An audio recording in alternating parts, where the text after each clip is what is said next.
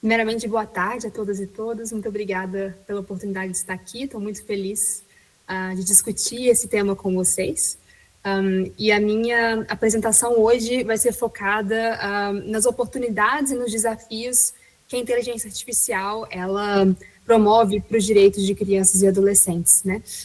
Claro que a inteligência artificial tem sido usada cada vez mais na justiça, então eu acho que é interessante a gente fazer um apanhado dessas oportunidades, desses desafios. Então, o que eu pretendo apresentar para vocês hoje é esse apanhado, né, de oportunidades e desafios, discutir um pouco como isso tem sido regulado pelo direito no Brasil, em especial pela Lei Geral de Proteção de Dados, e, por fim, falar um pouquinho sobre o estudo de caso que eu fiz no meu doutorado, né, na minha tese, sobre o Google Workspace for Education, né, foi na área da educação, mas eu acho que a gente consegue tirar também alguns insights para a área da justiça também. Se eu tiver alguns minutos no final, se der tempo, eu posso falar também um pouquinho sobre a pesquisa que eu estou fazendo aqui agora na Bélgica, na KU. Então, primeiramente, quais são essas oportunidades e quais são esses desafios que a inteligência artificial ela apresenta, os sistemas de inteligência artificial apresentam para os direitos de crianças e adolescentes. Na área da educação, mais especificamente, justamente porque provavelmente é a área que eles estão sendo mais impactados, né, especialmente depois da pandemia de Covid-19, né, que acabou fazendo com que a maior parte das pessoas tivessem que ficar em casa, né, as salas de aula foram fechadas durante bastante tempo, então essa área de tecnologias na educação acabou expandindo muito, né, então nessa área muito específica a gente pode citar, por exemplo, o aumento da acessibilidade para pessoas com deficiência, né? Então, pensem, por exemplo, em traduções simultâneas de documentos, ou então de páginas da internet, de livros, né? Também existe um potencial de personalizar o ensino a partir das necessidades e dos desafios de cada aluno e cada aluna. Existe um potencial também muito grande em relação ao engajamento das pessoas na sala de aula, então pensem, por exemplo, nesses mecanismos de gamificação, né, que a gente chama, que são mecanismos de jogos, né, que deixam a aprendizagem mais interativa, mais divertida, e por isso pode ajudar, em teoria, na aprendizagem dos alunos e alunas. E um campo muito específico, que é o campo que impacta diretamente crianças e adolescentes, mas que, no final das contas, ajuda professores e professoras, que é a automatização de algumas tarefas, por exemplo, através de correção automática de questões, né, desde questões de múltipla escolha, né, até, por exemplo, dissertações, e o que a gente chama de e-proctoring, que nada mais é do que uma vigilância em relação a provas e exames, né, isso durante a pandemia de Covid-19 se desenvolveu muito, as pessoas não podiam fazer provas em sala de aula, e por isso mesmo foi preciso desenvolver mecanismos para poder vigiar, né, as pessoas enquanto elas estavam fazendo, enquanto elas estavam tomando essas provas e testes. Então, são tecnologias que, por exemplo, verificam se as pessoas estão desde acessando outras abas no computador, até olhando para o lado, se comunicando com outras pessoas. Então, existe essa potencialidade, digamos assim, em relação à área da educação. Mas, para além da educação, né, que seria essa área mais óbvia quando a gente pensa em crianças e adolescentes, o uso da inteligência artificial, ela também é muito... tem um potencial muito grande em outras áreas, por exemplo, na área da saúde, né, em que a IA pode ser utilizada, por exemplo, para diagnosticar doenças, para analisar exames, priorizar pacientes, recomendar tratamentos, né, também é um suporte muito grande na pesquisa científica que vai levar a um objetivo, um resultado de um sistema de saúde melhor. Então, pensem na quantidade de dados gigantesca que, às vezes, o ser humano não consegue processar. Isso poderia ser feito, por exemplo, por sistemas de inteligência artificial. Também em relação à interação social, então, hoje em dia está muito na moda esse lance de chatbots, né, de robôs, chats que as crianças poderiam utilizar né? A gente vai falar dos problemas e desafios disso com certeza daqui a pouco, mas só como exemplo de potencialidades, né? Chatbots, questões de apoio emocional através de robôs sociais, também na área do entretenimento, através de jogos virtuais, que poderiam, por exemplo, ser personalizados de acordo com a pessoa que está jogando, histórias interativas, criação automática de músicas, né? Hoje agora com as IAs generativas, isso se tornou muito mais possível. O desenvolvimento pessoal através do desenvolvimento de habilidades sociais, analíticas, profissionais, né? E, para além disso, áreas muito importantes que não estão necessariamente no slide, mas que a gente vai discutir hoje aqui, por exemplo, na identificação de materiais de abuso infantil, moderação de conteúdo em plataformas. Então, são áreas em que a inteligência artificial está cada vez mais presente, né? A gente acha que inteligência artificial surgiu com o ChatGPT, né, em 2023, e não foi esse o caso. A gente está aí utilizando a IA há muito tempo já. Então, essas seriam, de maneira bem geral, os potenciais benefícios, né? Só que a gente tem uma questão que é que os benefícios apresentados pela IA, eles ainda são incrementais, no sentido de que, em comparação com tecnologias que não utilizam a IA, a gente ainda não consegue necessariamente perceber. Na educação isso é muito claro, por exemplo, em relação à aprendizagem, a gente não consegue perceber necessariamente uma mudança revolucionária, né? A gente consegue perceber mudanças incrementais, e é ainda uma aplicação muito desigual, então isso depende muito de cada país, de país para país, de região para região, né? De classe social para classe social, né? E é muito importante que a gente diferencie os benefícios que são aqueles reivindicados pelos desenvolvedores da IA, né, pelas empresas que desenvolvem a IA, os sistemas de IA, daqueles que são, de fato, comprovados cientificamente, né, através de pesquisas independentes em larga escala, especialmente porque a gente está aplicando isso agora diretamente, né, a gente ainda não tem pesquisas científicas robustas que nos digam exatamente quais são os riscos que os benefícios, que esses sistemas de IA podem gerar para crianças e adolescentes no longo prazo, né? Justamente porque a gente está aplicando isso agora. Então, a gente precisaria de anos para poder saber exatamente quais são esses benefícios, né? Então, isso é muito importante para que a gente não aplique sistemas de IA de forma aleatória, né? Só porque é conveniente, é legal, é interessante, né? E para além de identificar os benefícios, a gente também precisa considerar, né, tudo bem, uma vez que você de fato conseguiu identificar um benefício, que como eu disse, é difícil no momento atual que a gente se encontra em relação a estágio de comprovação científica, né, para além disso, a gente ainda precisa identificar quais são os potenciais efeitos colaterais desproporcionais que isso pode gerar em outros direitos humanos da criança. Então, pensem, por exemplo, na área da educação, se a gente utiliza uma potencial tecnologia para personalizar o ensino, né, o que, como eu disse, em especial, tecnologia de personalização de ensino, isso definitivamente a gente não tem pesquisa científica que, de fato, comprove que isso melhore a aprendizagem, né, do jeito que hoje está a tecnologia, claro. A gente precisa considerar outras coisas, por exemplo, tempo de tela de crianças e adolescentes, para além, né, da questão do ensino personalizado, né, cyberbullying, questões de imagem corporal, potencial de acesso a conteúdos inadequados, e de forma mais específica, que vai ser o tópico que eu vou focar aqui hoje, a questão da privacidade e da proteção de dados pessoais. Então, a gente precisa primeiro identificar um benefício muito claro, e aí, então, balancear esse benefício com outros potenciais riscos não intencionais, colaterais, que isso pode trazer para crianças e adolescentes.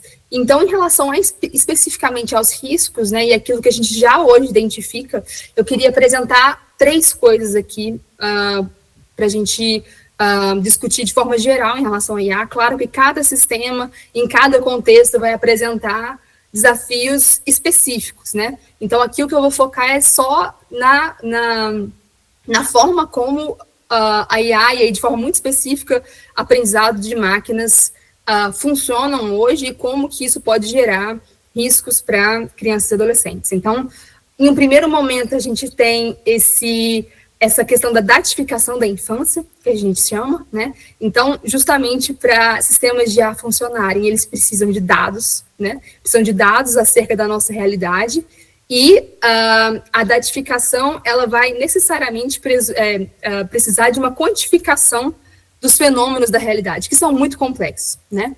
Então, aqui mais uma vez o exemplo da aprendizagem, né?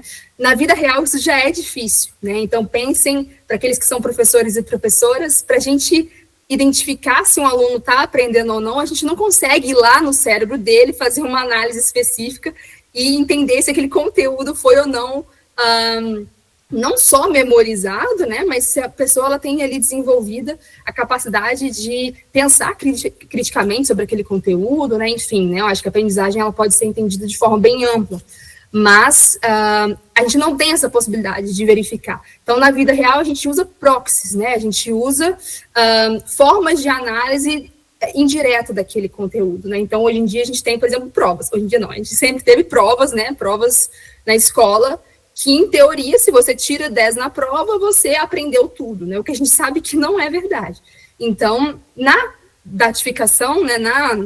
Na identificação de padrões por inteligência artificial no mundo, né, para que isso aconteça, a gente precisa dessa datificação, e como a gente justamente não consegue necessariamente quantificar a aprendizagem, né, como exemplo aqui, a gente vai utilizar proxies. Então, por exemplo, se você utiliza uma plataforma que pode ter IA ali ou não, você pode usar proxies para aprendizagem como, sei lá, a quantidade de tempo que a pessoa passa na plataforma, ou então se ela fez as questões de forma correta, ou então se ela interagiu com os colegas da forma como foi solicitado. Então, claro, depende dos critérios que você utilizar.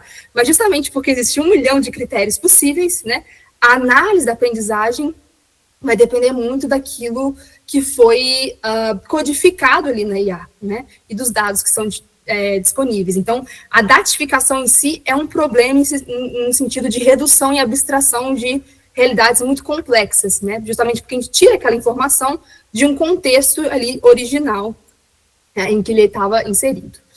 Uma outra questão, né, que vai para além da datificação é da própria geração de dados, né? Então, a IA ela vai pegar esses dados todos que a gente deu para ela, o sistema de IA, para ele processar, né? E a função dela é justamente identificar padrões naquela quantidade de dados que a gente, enquanto ser humano, não seria capaz de identificar, né? Então, ela vai identificar padrões, né? Gerar inferências a partir daquilo, correlações que podem ou não estar alinhadas com a realidade e podem ser muito abertas à interpretação. Então, primeiro, porque é muito difícil de você identificar causalidade nos padrões que a IA identifica, né, são sempre correlações, né, então ela identifica uma coisa e aquela coisa ela acontece ao mesmo tempo que outra coisa, né, que outra situação, e isso não necessariamente tem um link de causalidade. Então, mais uma vez, eu estou focando em vários exemplos de educação porque é a minha área, mas a gente pode, por exemplo, pensar em vários outros exemplos em outros casos. Mas, por exemplo, se você identifica que alunos acessam a plataforma de ensino mais vezes fora do horário escolar, tem melhor desempenho, então a gente tem duas situações, melhor desempenho, acesso a plataformas fora do horário escolar, né? Existe uma correlação entre essas duas situações, entre essas duas coisas que estão acontecendo, mas não necessariamente uma relação de causalidade, né? Às vezes isso pode gerar engano, então, por exemplo, pode ser que apenas os alunos estão acessando em horário não escolar porque eles têm melhor acesso à internet dentro de casa, por exemplo. Então, esse melhor desempenho pode estar, por exemplo, relacionado a melhor situação socioeconômica, não necessariamente ao acesso à plataforma em si. Então, é muito difícil de a gente identificar essas causalidades, né? E, para além disso, né, eu não vou ter tempo aqui de entrar muito em detalhes, mas na própria geração de dados a gente pode encontrar vieses, né? Vocês já devem ter escutado falar disso, na própria decisão automatizada que é feita através dos sistemas de IA, né? E a própria falta de controle dessas inferências. Então, os alunos podem ter ali decisões relacionadas a eles, no caso ali que acessam a plataforma mais vezes, né? Sendo que eles não necessariamente controlam esse perfil que está sendo realizado a partir das ações deles, né?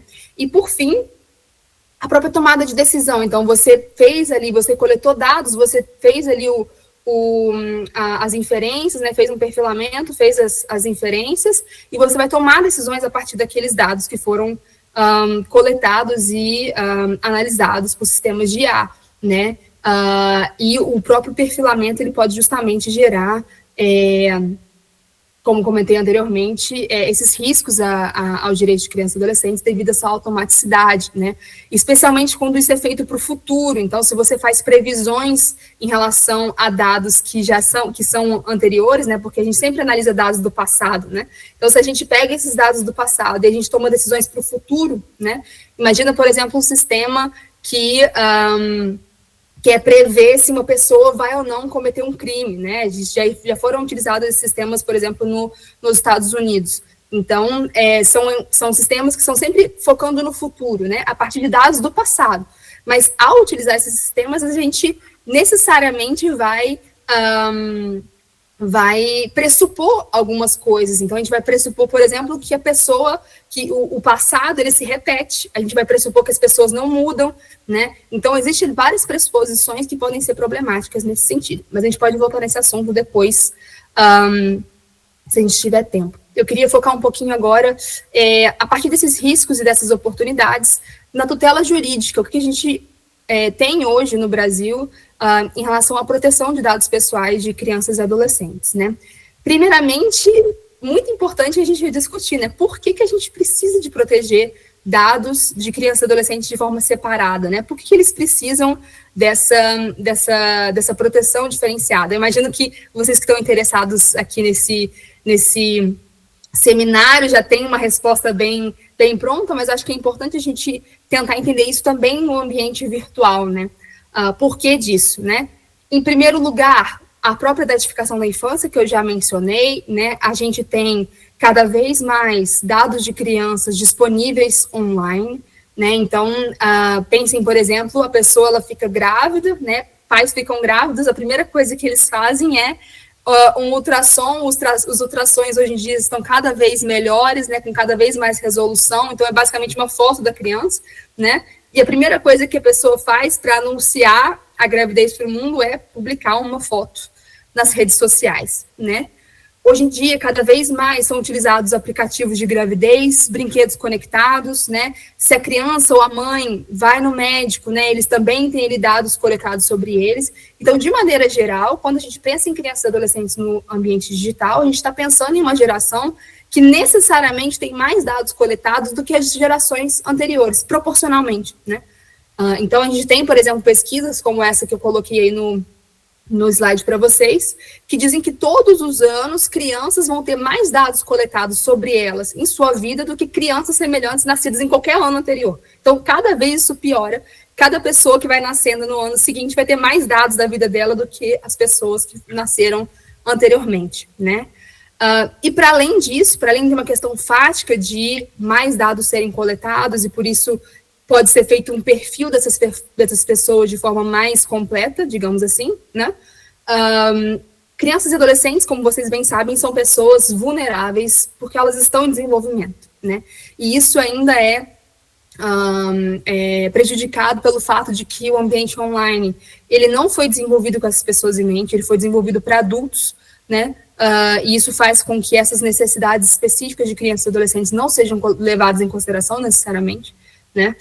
O fato de que a autonomia de crianças e adolescentes, ela é geralmente limitada e ela é mediada por adultos, né? Eles têm direitos, mas quem faz o exercício desses direitos geralmente são adultos, isso também gera uma mediação necessária ali que pode ser problemática, em alguns sentidos. As próprias informações acerca do tratamento de dados são muitas vezes incompreensíveis para a gente, né, que dirá para crianças e adolescentes, né, geralmente são termos gigantescos com palavras dificílimas e que ninguém lê, né, todo mundo só clica lá em concordo e segue o baile. Em relação a crianças e adolescentes, a gente nem discute isso, né, porque justamente para eles seria muito mais difícil, né, e é muito importante a gente lembrar que o ambiente digital, ele gera uma dificuldade que é o fato do esquecimento, né? Não existe esquecimento no ambiente virtual, né? Então, se a gente pensa que aprender errando é muito importante para crianças, né? Se você vive para sempre com o seu rastro digital para trás de você, é muito difícil de você se refazer, né, de você reestruturar a sua personalidade, né, de você ser diferente, de aprender com seus erros, porque eles acabam te assombrando para sempre, necessariamente, né. No Brasil, em termos de tutela jurídica, a gente vai ter a Constituição, né, então lá no artigo 227 da Constituição, a gente vai ter a prioridade absoluta, né, que justamente foca na necessidade de o Estado, a sociedade e a família promoverem direitos de criança, né? Assim como o ECA, que surgiu a partir dessa identificação de forma bem mais específica de quais são esses direitos que já foram reconhecidos pela Constituição, e também a Convenção sobre os Direitos da Criança, que a gente vai falar rapidamente dela daqui a pouco, que surgiu mais ou menos na mesma época, e que vai trazer para a gente um conceito muito importante, que é o conceito de melhor interesse da criança, que a gente usa muito também na área de proteção de dados pessoais, né? Para quem tiver interesse em relação à convenção de maneira específica, né? Dentro do sistema ONU, cada convenção cada convenção de maneira geral, ela é sempre, ela tem sempre atrelada a ela um comitê, né, que vai verificar se os estados estão de fato seguindo o que eles prometeram na convenção, mas também vai ter um papel mais legislativo no sentido de interpretar, né, os dispositivos ali daquela convenção. E aí, no caso do ambiente virtual, existe um comentário, que é o comentário geral número 25 do Comitê sobre os Direitos da Criança, que ele vai justamente tentar entender como que a gente aplica a convenção ao ambiente virtual. E vai falar não só necessariamente de proteção de dados pessoais, mas vai falar também de todos os assuntos que a gente já discutiu aqui, por exemplo, cyberbullying, por exemplo, liberdade de expressão online, moderação de conteúdo. Então, é um comentário muito interessante que vale a pena dar uma olhada. Eu sei que o Instituto Alano, por exemplo, fez uma tradução para o português, então vale a pena dar uma olhada. E na LGPD, o que a gente tem hoje, né, de forma bem rápida, porque a gente pode passar meia hora falando só disso, a gente tem uma seção específica sobre a proteção de dados de crianças e adolescentes, né? E como eu comentei anteriormente, eu acho que o mais importante, né, para além, a gente pensa muito em questão de consentimento, né, quando a gente fala em proteção de dados pessoais, mas eu acho que o dispositivo mais importante está no caput, né? Está na cabeça ali do artigo, que justamente vai falar para a gente que o tratamento de dados pessoais de crianças e adolescentes ele deve ser realizado no melhor interesse dessas pessoas, né? A partir não só da LGPD, mas de toda a legislação pertinente, né? Como eu comentei, da Constituição, do ECA, da Convenção e de outras leis que vão tratar sobre o tema, né? Então, eu acho que é muito importante a gente discutir de forma bem rápida o que é esse princípio do melhor interesse e como isso aplica à proteção de dados pessoais, porque isso vai nos dar a ferramenta para a gente poder justamente fazer aquele balanceamento que eu falei no início, né? Como é que a gente sabe se a gente deve aplicar ou não um sistema de IA quando a gente está falando de crianças, né? A gente precisa fazer um balanceamento de direitos não só das crianças, mas das crianças com outros terceiros, né? Então, existe também um comentário, que é o comentário número 14 do Comitê sobre os Direitos da Criança, que eles explicam de forma bem mais complexa o que é o princípio do melhor interesse. Se você tem interesse nesse tema, vale a pena dar uma olhada, né? Comentário número 14. E ele vai falar para a gente que o princípio do melhor interesse, ele é um direito fundamental, então crianças e adolescentes têm um direito fundamental de ter o seu melhor interesse levado em consideração em todas as decisões que são tomadas em relação a eles. É também um princípio interpretativo, então se a gente tem qualquer dúvida em uma interpretação de algum dispositivo do direito específico, a gente sempre escolhe aquela interpretação que está mais alinhada ao melhor interesse de crianças, e também uma regra processual, né? Essa regra processual que a gente vai discutir exatamente agora, que é o fato de você necessariamente precisar de balancear direitos fundamentais, né? Então, como é que a gente identifica o conteúdo? Porque quando eu falo, tem que tratar dados no melhor interesse, o que isso significa, né? Significa que eu tenho que proteger os direitos da criança? Não somente, porque, como eu falei, existem vários direitos, às vezes conflitantes, que estão envolvidos naquele caso. Então, o conteúdo do melhor interesse, ele necessariamente vai ser o resultado de um exercício de balanceamento no caso concreto, de vários direitos fundamentais, né, que estão envolvidos.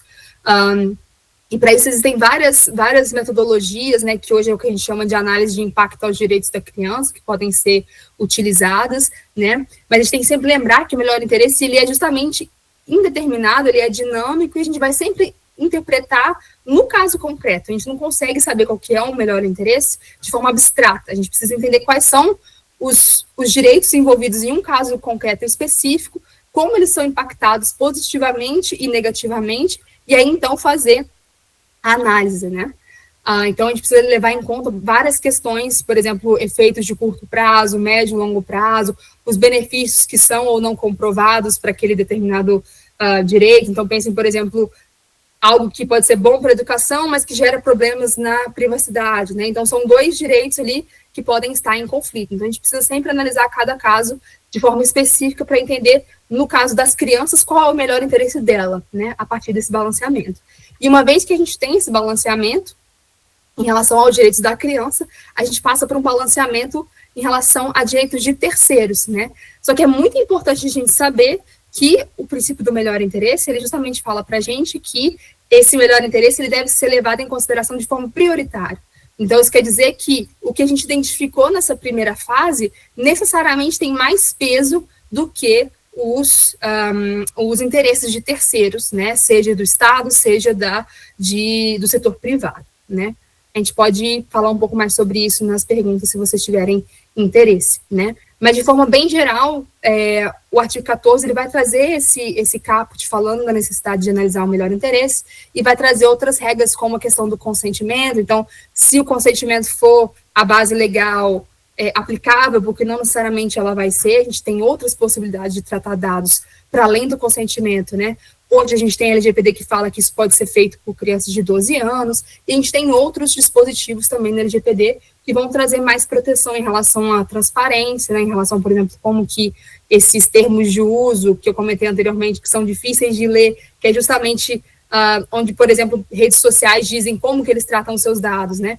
Quando isso é feito em relação a crianças, elas têm o direito de ter isso feito de forma mais transparente, né? A gente tem várias outras regras, por exemplo, relacionadas à minimização de dados pessoais, como o parágrafo 4º, questões de verificação do consentimento, que vão gerar necessariamente a necessidade de a gente utilizar tecnologias de verificação de idade, que é uma outra discussão completamente diferente, que a gente também pode discutir depois, se vocês tiverem interesse, né?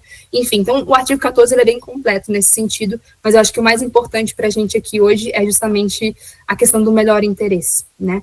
E aí, de forma rápida, nos meus últimos minutos, eu queria só apresentar, né, como foi prometido, o estudo de caso que eu fiz, né, durante o meu doutorado. Eu foquei de forma bem geral nas oportunidades e desafios que tecnologias de educação geram para a proteção de dados de crianças, e aí eu fiz um estudo comparativo a partir de um estudo de caso, que foi justamente o Google Workspace for Education, que é uma plataforma gigantesca utilizada no mundo inteiro, né? Eu imagino que se você tem filho na escola, se você é professor, você necessariamente conhece o Google Classroom, né? Eu escolhi essa plataforma não só porque ela é utilizada por praticamente todos os países do mundo, mas porque na Europa em específico a gente tem várias decisões de autoridades de proteção de dados pessoais em relação a essa plataforma. Então, o que eu fiz foi fazer uma análise dessas decisões em 10 países aqui na Europa e comparar com a situação no Brasil, né? No Brasil, a gente não tem nenhuma decisão da NPD sobre isso, mas o que eu fiz foi eu mesma pegar os termos de uso e as políticas de privacidade e fazer essa análise, né? Claro que isso é muito mais limitado, porque as autoridades, elas podem fazer auditorias na plataforma, podem requisitar informações, o que eu não poderia fazer, mas a gente consegue ter alguma noção, né? Então, de forma bem rápida, o que a gente viu foi que justamente existiam vários problemas em relação as obrigações que estão presentes tanto no GDPR, que é a Lei de Proteção de Dados na Europa, como na LGPD, né, em relação aos papéis da escola e do Google. Então, quem controlava os dados, quem era apenas operador, ou seja, quem estava só recebendo ordens, né, finalidades para o tratamento de dados que não estavam sendo muito claras, né, o que é muito importante para você exercer os seus outros direitos, né, você precisa saber por que aqueles dados estão sendo tratados de forma específica, as próprias bases legais para o tratamento de dados pessoais também, que também não eram muito claras, muitas vezes você usava, por exemplo, consentimento, mas o consentimento ele não era válido porque ele não era livre, né, então isso dentro de um ambiente escolar é muito difícil de usar consentimento, porque na maioria das vezes as crianças não têm opção, e se você não tem opção, não é um consentimento livre, então a base legal não vai ser consentimento, então existiam questões relacionadas a isso, questão de falta de transparência, e também da necessidade de desenvolver um relatório de impacto à proteção de dados pessoais, né? Então, no final das contas, a gente viu que a utilização dessa plataforma foi, de maneira geral, bem problemática. Alguns países, como na Holanda, eles conseguiram fazer um novo contrato, né, com o Google, e isso, o Google depois disse que isso seria exportado para outros países, né, o que, a partir da minha pesquisa no Brasil, não foi o caso, pelo menos o que eu vi durante a minha tese, não foi o caso, as políticas do Brasil não foram atualizadas, inclusive tinham várias coisas que, inclusive, estavam até em inglês e não em português, o que também vai contra essas obrigações de transparência. Então, eu não sei no momento atual se isso já foi modificado para todos os países, mas não tinha sido o caso quando eu terminei a minha tese, né? Eu acho que meu tempo acabou, então eu vou ficar por aqui, e se a gente tiver tempo depois, a gente conversa sobre a minha pesquisa de pós-doc e sobre as relações também com a pesquisa dos outros palestrantes. Muito obrigada.